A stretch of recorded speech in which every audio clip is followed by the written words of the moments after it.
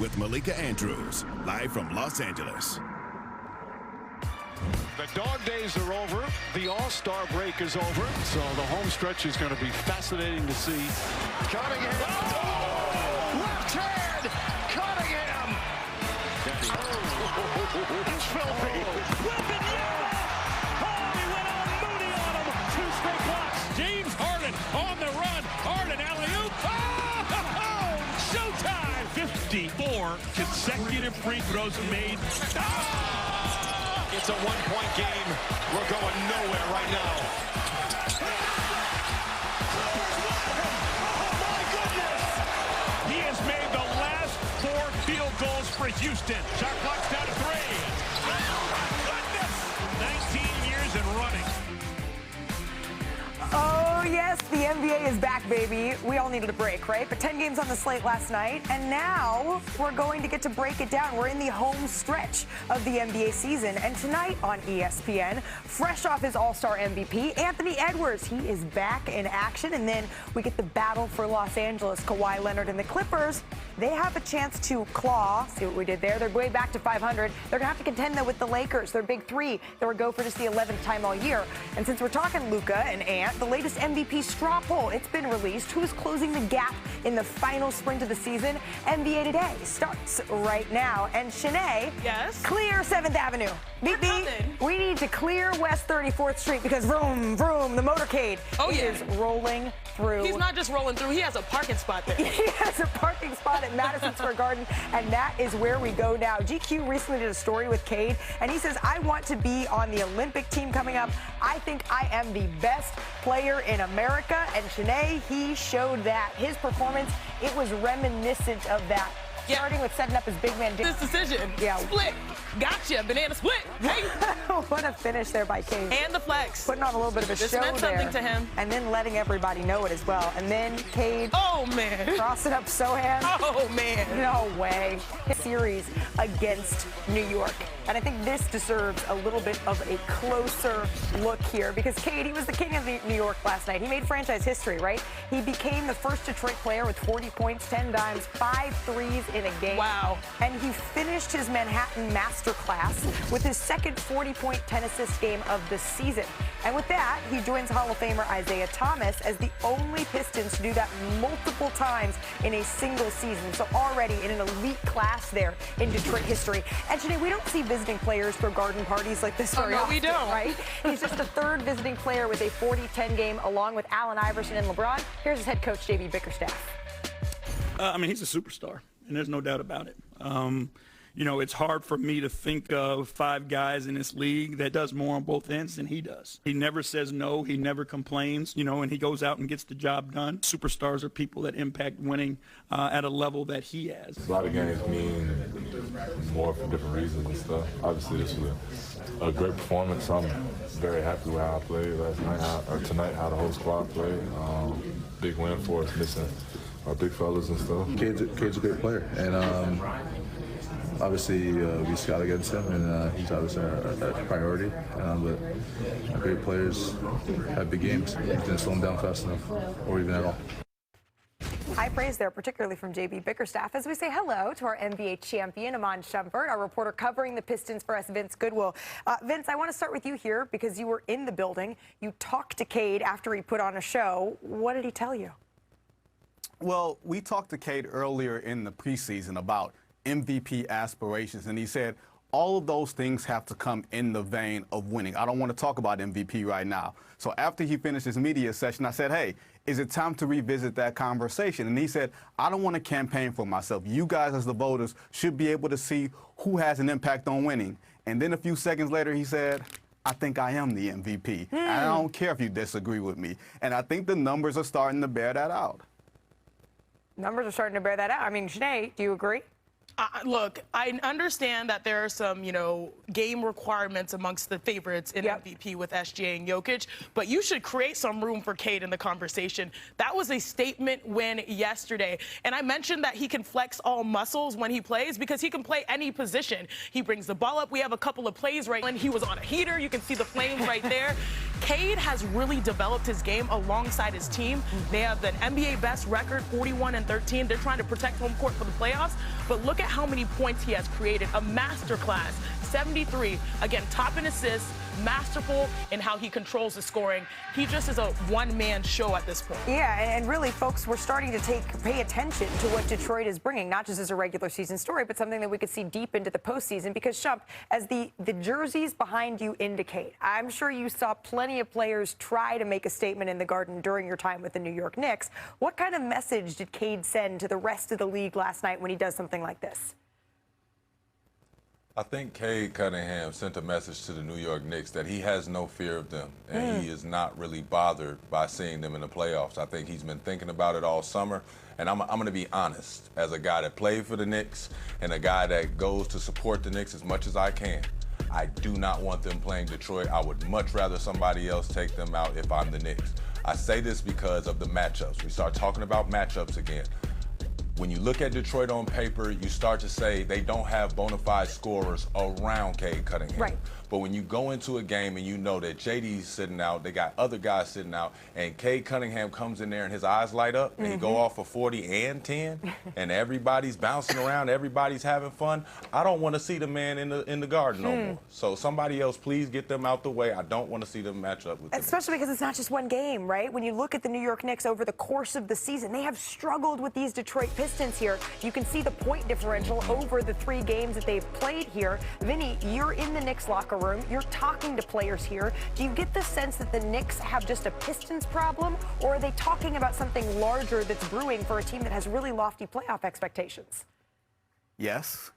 As in both. Yes, they got problems. They got a Pistons problem. They have an internal problem, especially when you look at Karl Towns. Karl Anthony Towns is supposed to be the guy that is the great equalizer, especially when you look at the Knicks having secondary scoring, the Pistons not. But in these games, he has not been able to find his way. He missed the second game where they lost by 37, but last night he was at full health, and he had problems with Paul Reed, a third-string center. He just didn't look comfortable. Now, the crazy thing is, Mike Brown says Karl Towns is comfortable. Karl Towns feels like he will be the scapegoat if things do not go well because nobody else has the responsibility in that locker room. That is a problem that the Knicks have to address between now and the start of the playoffs. The difference from last year to this year is the fact that Karl Anthony Towns, his touches have gone down, but also multiple players on the Knicks' touches have gone down. You've created more of an egalitarian system, but it feels like he's maybe not at the center of the universe, whereas last year it was like, get the ball to Jalen Brunson, get the ball to Cat.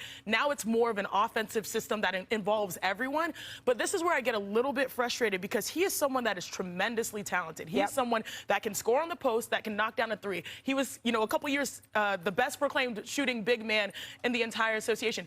At some point, you can deviate and flex your muscle and say, give me the ball. And I do think that that's where I, like, as a player, and Shump, you can sort of speak to it. As a player, your coach might call a set, and you can deviate and say, like, I've got a mismatch. Put me where I want. Give me the ball. And so I do think he's trying to be a good player under a coach. But at sometimes, I want him to flex his muscles more and just say, I am a part of this system, and I deserve to be confident in it. What do you think of that, Shump? I just think that, again, to speak on what Shanae's saying, you have to, as a big man, you have to rim run. You have to duck in. You have to find little moments that you're making stuff happen as a basketball player. I think right now, Cat is waiting for his team to look out for him. Exactly. You're not going to get a special play. We don't have a special treat, candy, wrapper. We don't have any of that for you. You got to go out here and get it ugly. Where are the duck-ins? Where are the back screens that lead to a quick slip? Where are the extra ball screens when somebody is looking hard for himself? And right now, I don't like when he's driving to the basket or is back to the basket. I know I begged for it, but it's just not being successful right now. I think he needs to make it easy. Where are the duck-ins? Where are the back screens? Where are the slips? Where's the offensive rebounds? Where's the mellow miss layup, get the rebound, stack stuff, go back up again? Like, I need all of that to get involved right now. You create your own destiny. And lastly, I'll say this. I used to think for a number of games, a majority of them, I'd look at the Knicks and be like, oh, Jalen Brunson's the best on the floor. Cat is going to be the best on the floor in this matchup. Now you have Cade Cunningham looking like he's the best player in these circumstances. Then you think about, okay, when Jalen Brown runs into town, Donovan Mitchell and James Harden, they have a whole different energy. Tyrese Maxey, Joel Embiid. There are question marks, whereas I was fully confident in the Knicks before, and that's interesting. And it seems like the word for the New York Knicks season is inconsistent. And it can really be summed up in the last 6 games. I was talking to one of our producers, Matt Williams, about this before we started the show.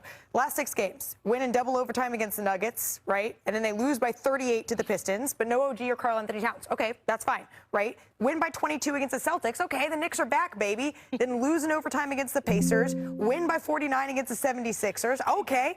And then losing again to the Pistons. So that's where it is with the New York Knicks right now. It just feels like it's up and down and up and down, and we are looking for those consistent answers because their bar, it is the conference finals or beyond. It's not just what we're seeing right here, right now. Without a doubt. Vince, thank you. It's totally that. Yeah. And you know, Malika, another point for Karl Anthony Towns. He didn't get his contract extension in the offseason before the start of the season. We all know that if the Knicks were going to get Giannis Antetokounmpo over last summer or this summer, he was going to have to be the guy that's going to be shipped out. So all those things play inside a guy's head, along with the outsized expectations. Malika, I take umbrage.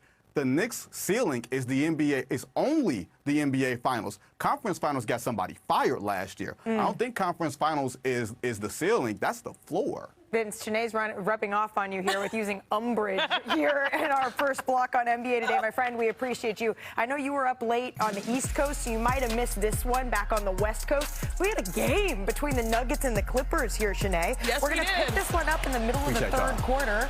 Denver up by double digits. Murray leading the break, lays it up and in. The Nuggets extend their lead here, and then moving to the fourth. The Clippers down by 5. Ben Mathurin had himself a game. Oh my gosh, what a day! What a night! This is where what you call the ultimate heat check, an unguardable moment. Some days, like the ball becomes the size, or the hoop becomes the size of a hula hoop. Yeah, well, he saw that because he finished with 38 points, a career high for him. And then 15 seconds left, the Clippers. This Clippers team is an enigma, honestly, truly. Extend their lead here, and then Jamal Murray trying, getting that one to go. Closer. After the free throws here, the Nuggets with one more chance. It wouldn't go, but Murray's fouled on his 3-point attempt. The play was going to be reviewed. They'll have a conversation afterwards, but the play was upheld here, Sinead. The most stressful free throws. Well, let's go back. This is January 27th. The Nuggets down by 3 in the final seconds facing the Pistons. Jamal Murray gets fouled on his 3-point attempt. Okay, so he would miss the first free throw with the chance to tie the game. I know. But wait, there's more. Trauma. So again, uncharacteristic. Jamal Murray knows this situation, which brings us back to last night. That's what was extra. The wall is putting pressure on Sinead. So Murray, here he goes. He makes the first one. Makes the second one. Oh, man. He misses the third one. He can't believe it. Steve Ballmer, you knew he'd be loving that. Shout out to the wall. The Nuggets, they blow a double-digit lead. They lose 115, 114. And don't look now, but the Clippers, they are one game away, Sinead, from how did they do it? 500 on the Miraculous. That seemed impossible, improbable when they were 6-21. If they can get there, they join the 2017 Miami Heat, the only team to reach 500 after being 15 games below that mark. In on All-Stars. Let's start it off with Kevin Durant. He was in Charlotte. He finished with 35 points, 14 of 20 shooting. He tied Kareem Abdul-Jabbar for the 6th most 30-point games in NBA history. Sinead, will he be considered the best scorer of all time? I'm not sure the best scorer of all time, but he's right there in the conversation. What I love is that, you know, we were talking about the stuff happening off the court, but on the court, he quiets the noise. He lets his game do the talking. This is a team, the Houston Rockets, that struggles in clutch time. He scored the last 10 points of the game. So he was trying to make a statement himself, and I'm here for it. Did you scroll the alleged other account? I did, and it was spicy. Elsewhere in Texas, Wemby and the Spurs, they've now won 7 straight. Victor had his 46-5 block game. He broke a tie with Shaq for the most by a player aged 22 or younger. Mr. Shumpert, is he the Defensive Player of the Year?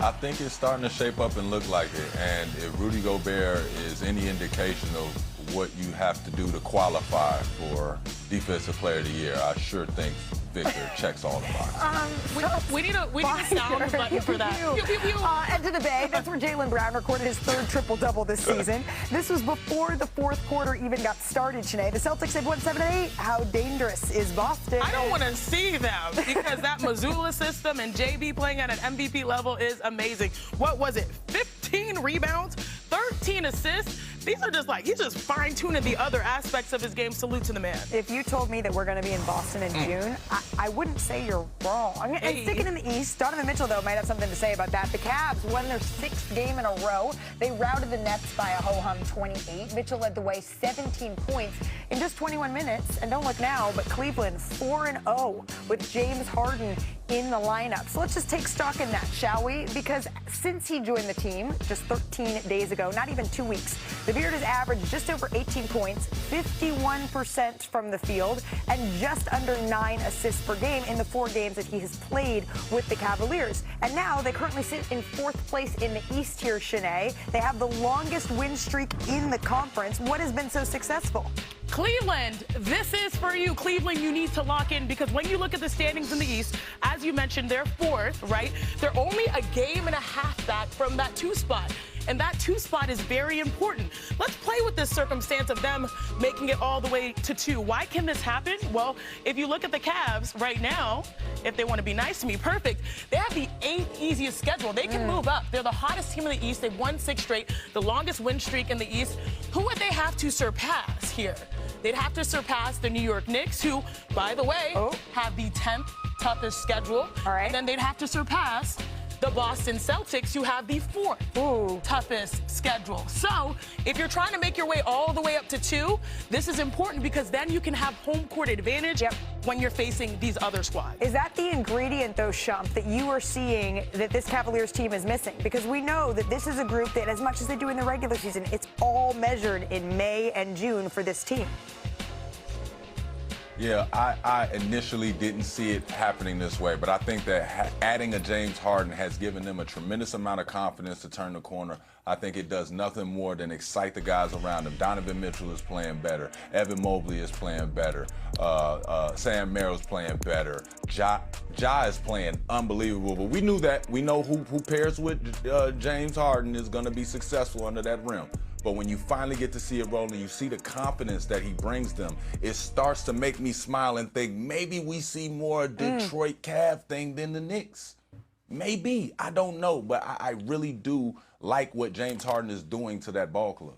What I do know, Shump, is that we are witnessing a whole different energy. This has rejuvenated Cleveland, and it came down to one play. This play right here, we know James Harden, his bag is being the facilitator. But look, James, 99% of the time he shoots that layup. Instead, he throws the lob to Don, who is 6'2". This got me out of my seat, off of my couch, screaming at my TV. How rare. What a beautiful dunk. Again, 99% of players in the NBA would have gone and made that 2 for them. Instead, he is feeding the guy that needs the most confidence now, because he has not made it as far as people have expected based off of his talent, Donovan Mitchell. So those two, James knows who to get the ball to, and also Don, it looks like he's enjoying himself, and that's the best situation for Cleveland. It's the guard-to-guard connection, and let's point out the fact, Yeah, go ahead, Shump. Let's point out the fact that this is the first game that we haven't seen Donovan Mitchell get 30 while James Harden is next to him. So it's not like he's slowing him down at all. I really love those two paired together. Didn't know that it would work like that. So I'll be the first to say, my bad, Donovan. My bad, James. Keep it rolling. They're winning in a variety of different ways here, the Cavaliers. Tonight, Luka Doncic is back in action. Remember, he missed the last 4 games before the All-Star break with that hamstring issue. But when he's on the floor, he has been a walking highlight. He's leading the league in points per game this season, just under 33, and he's on pace for the highest scoring average by a Laker. I love how the music stops for the drama. Since Kobe Bryant, that was 20 years ago. But Luka's not new to this. Over the All-Star break, he relived some of his favorite encore memories with our own Omar Raja. This is a fun one. Luka, step back 3 for the lead. He got it. Doncic throws down a sledgehammer. Spectacular stuff from Luka Doncic. Luka, appreciate you joining the show, man. First clip against Denver, end of the game. What are you thinking here? I was going to shoot the 3, but then I saw like Plumlee closed out to me, and then I just drove it. Now, when Millsap is coming up, are you hesitating at all? Are you like, let me go up? Or are you thinking of maybe dropping a pass? Or are you just, at that point, committed? Yeah, at that point, I was just committed. It was young Luka right there. Are you a better passer or scorer? I would say passer, honestly. What a pass, Washington. Oh! That was beautiful. The pass over Wemby. Oh, that's just, yeah. You like that one? Yeah.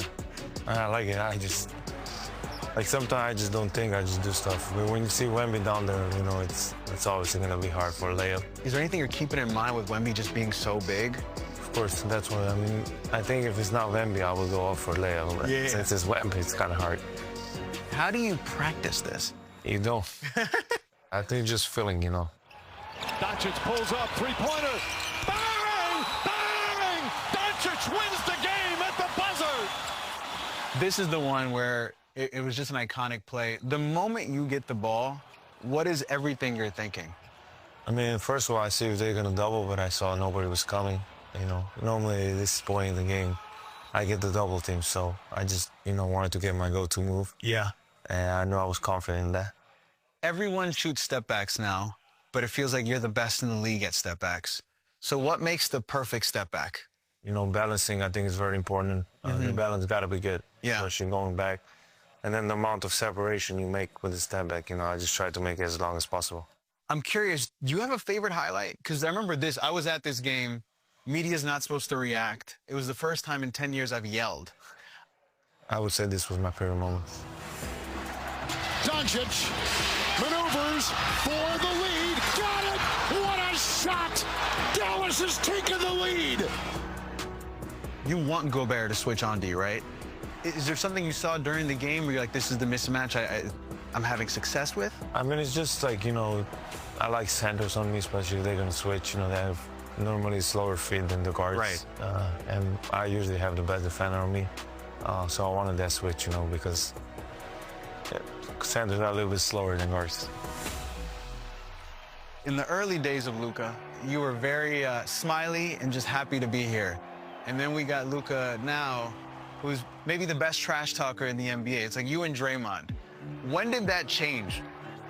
I don't trash talk right away. I wait to somebody to say something, you know, and then I go back. But this was a really big shot, so that's why. So you're never, I was just excited. So you're never the first one? Not many times. Got it. Are you hyping yourself up, or are you talking to them usually? I mean, if it's a away game, especially, I'm probably talking to them, because they're talking to me the whole game. Luka, appreciate the time, man. Thank you so much. You got all the highlights in the world. Thank you. Yes. I mean, sometimes Luka's the one starting the trash talk. But look at this, the Lakers are going to have their full complement of regulars to begin this final stretch of the season. They have LeBron, they have Luka, they have Austin for this game tonight, and this is just going to be the 11th time this season that they've all played together, the first time since February the 15th, and they've won 7 of the previous 10 games when all 3 were playing. So, Shanae, on paper, right, this team looks to be complete when they're healthy. But you're here to show us why maybe there's a lineup issue we need to pay attention to. Yes, the big 3 is available, but let's break down this lineup and the rotations because it's quite fascinating. First of all, when LeBron, Luka, and Austin Reeves are on the floor together, what does this team look like? Well, they actually are negative. Minus 9.6 net efficiency with Luka, Reeves, and LeBron all on the floor, which is quite fascinating when you think about it. Now let's sub out LeBron James here for Marcus Smart. So that means we've got 2 guys right here in the backcourt, Luka and Austin Reeves. What does this situation look like here for the Los Angeles Lakers? They actually are in the positive, plus 14.5 net efficiency with Luka and Reeves on and LeBron James off. Interesting. All right, let's switch it up here and let's give LeBron James some minutes back. So let's bring in LeBron for Luka. Let's bring in the new shooter in for Austin Reeves. What does this look like here for the Lakers if we switch things around? LeBron James by himself on the floor without Luka and without Austin Reeves actually has a plus 7.7 net efficiency in that circumstance. So again, just to reiterate, when the big 3 are on the floor, that's the only negative circumstance for the Los Angeles Lakers. Now, the main problem for this entire group, the possession battle. Offensive rebounding, first and foremost. The Lakers' offensive rebounding percentage, when all 3 share the floor, is 20.1%, which would rank last in the NBA. Now let's head over to turnovers. All right. The Lakers have a 15.1% turnover percentage when all 3 share the court, but force a turnover just 12.3% of the time on the defensive end. Yikes. Okay, let's head over to transition defense. The Lakers allow 1.38 points per possession in transition when all 3 share the floor, which would rank 27 in the NBA. Let's head over number 2 opponent three-point shooting. Does it get better? Nah, the Lakers allowed 37.4% three-point field goal percentage when all three share the floor, which would rank 28th in the NBA. Yep. So the Lakers, they have shot 35% on three-pointers when all three share the court, as well as losing the MAC game here in so many different circumstances. Okay, JJ, if you have the TV on right now, please don't turn it off. We do have some good news for you, because when Luka is on the floor, he brings his best against the Los Angeles Clippers, right? Their opponent tonight. He averages over 32 points a game against them. That's the most against any opponent. Wilt and MJ, the only two players to average more against any team in NBA history. And we're so lucky. The voice of tonight's battle for Los Angeles joins us now, the one and only Dave Pasch. Dave, thanks so much for the time. We love when you come into studio. Good to see you guys. This doesn't happen all that often, and so we feel very lucky to have you. Let's dive into this matchup a little bit. We know that there's something about Luka, and when he faces the Clippers, you've called these games before. You have the best seat in the house. What is it that you're watching in this matchup? Yeah, whether it's the shot in the bubble in the playoffs or his first 50-point game in the regular season against the Clippers, he clearly likes to play against the Clippers. I think there is something there. I'm curious tonight, the fact that we finally get to see these three guys for a consistent stretch together, Doncic, James, and Reeves. This feels like it for the Lakers. You've got a stretch of 15 of 18 at home. Getting to 2 feels like it's going to be tough. I don't know if they can make up 5 games in the loss column to catch San Antonio, but can they get to 3 or 4 and have home court in the first round? So they've got to play better at home, and now they're finally healthy. LeBron coming off the triple-double prior to the All-Star break. Oldest player ever to have 4 straight games and 10-plus assists, playing at elite level right now. Approximately how many LeBron James games do you think you've called in your career?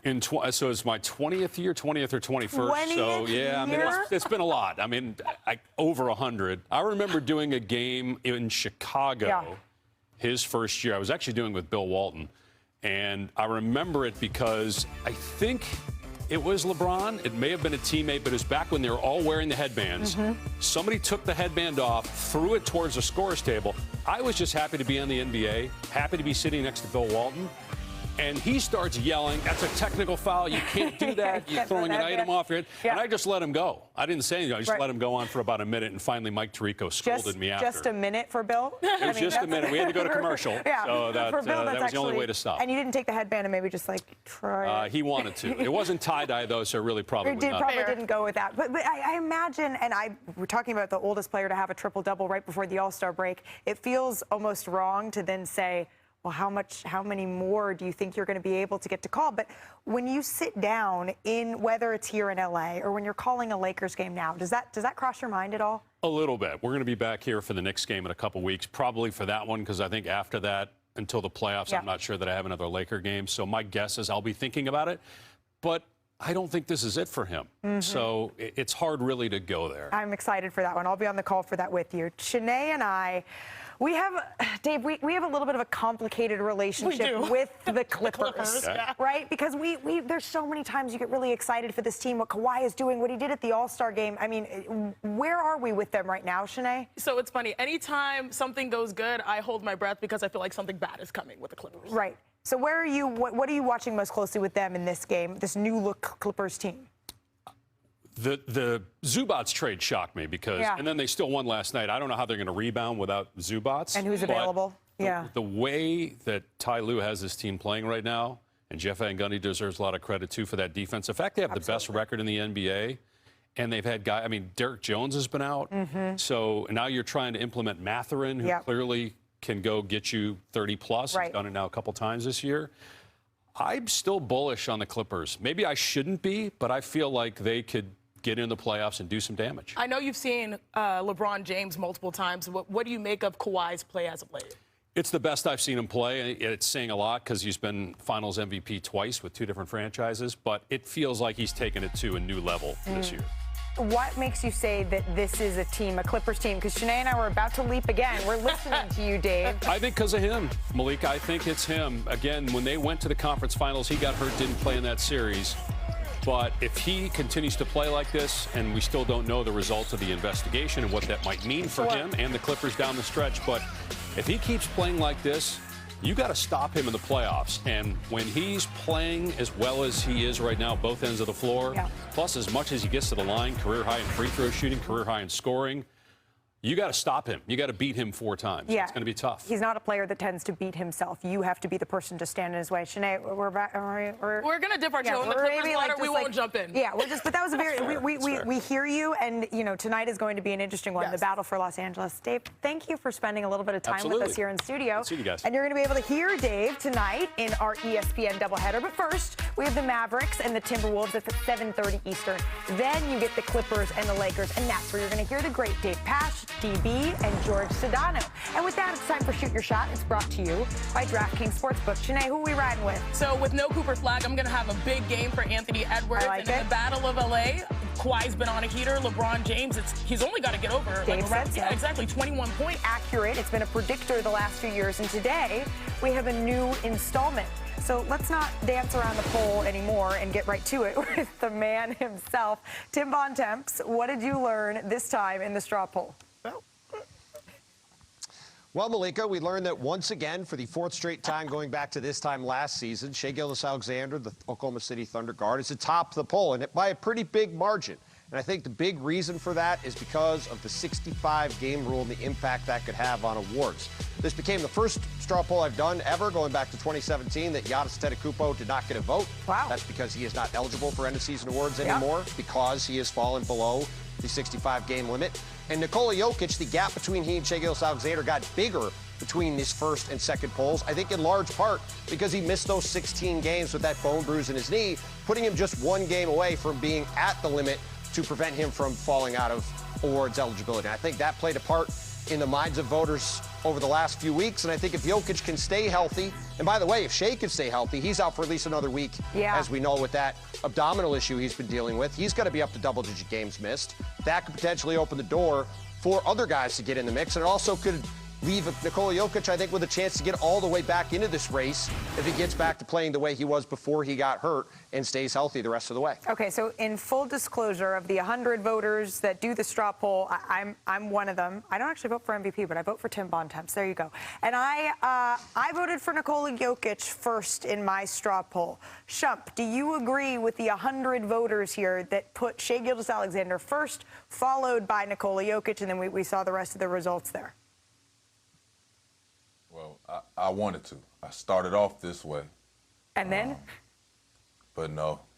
Okay. Cade Cunningham is the MVP of this league. And I say that because of the body of work that he's done and the cool, calm, collected attitude that he has, that he is ready for the playoffs.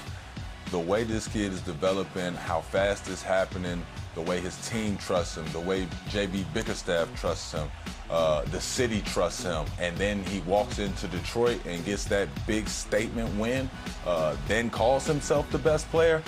I think we keep the microscope on him, but to me, it's not even close right now. When we're dissecting records, there is absolutely a case for Cade, but I also am excited about a potential case for Victor Wembanyama. Currently at number 2 in the West. They're only 2.5 games back of the Oklahoma City Thunder. And if by any chance they get to 1 in the West, it'll I won't even say largely, it was like 99.9% be because of Victor. He's averaging 24 and 11. Again, potential defensive player of the year. He is trying to dominate not just the game season, but the entire sport. And so I love Cade as a leader because best record, best player, but Victor applies in that circumstance if they keep winning. Well, the good news is we get one more poll. We get one more before we get the final MVP results. One more chance to dance around the poll, Malika? Tim, I don't want to dance around it anymore. In that final straw poll, what could we see change? Because it feels like this eligibility rule that players are bumping their heads on, it could really change a lot of things between now and then. Yeah, Malika, I think it's made the race really wide open, really more wide open than it's been in a long time. And look, Shai and Jokic have been at the top of the ballot for a couple of years consecutively now, right? So you would really think this is going to be a 2-horse race. And it very well might be. I think if Nikola Jokic stays healthy, it is probably going to be a 2-horse race. But Jokic is only 2 games away from not being eligible. Shea is getting closer, as we said earlier, to not being eligible. And as Chiney and Shump both pointed out, the Detroit Pistons have the best record in the entire NBA. Yeah. I don't think people have really woken up to that yet. Obviously, they just had the great win last night against the Knicks. If they continue to play this way, they play the All-Access game on our air next week against the Cavs. If they continue to be the best record in the league, Cade continues to play at the level he's at, I think he's got a very real chance to be the first American MVP since James Harden back in 2018. And as Chiney pointed out, the Spurs are only a couple games back of the Oklahoma City Thunder. That's right. If they get ahead of the Thunder, that is going to be a massive You're saying boost chaos to could Victor's be candidacy. coming. So I genuinely, you're saying chaos here I genuinely could be think coming. for the first time, I think for the first time in a long time, really going back all the way to maybe 2017, when you had Russell Westbrook, James Harden, LeBron James, and Kawhi Leonard all have real cases for the award. I think you've got 4 guys that all could legitimately win the award on February 20th, and I think all of them are in the mix all the way down to the end. I think in large part, as you said at the beginning, because of the massive uncertainty that's been thrown in the mix because of the 65-game rule. Yeah, I completely agree with you. And by the way, Shump, I know you're new around here. That straw poll, it almost always accurately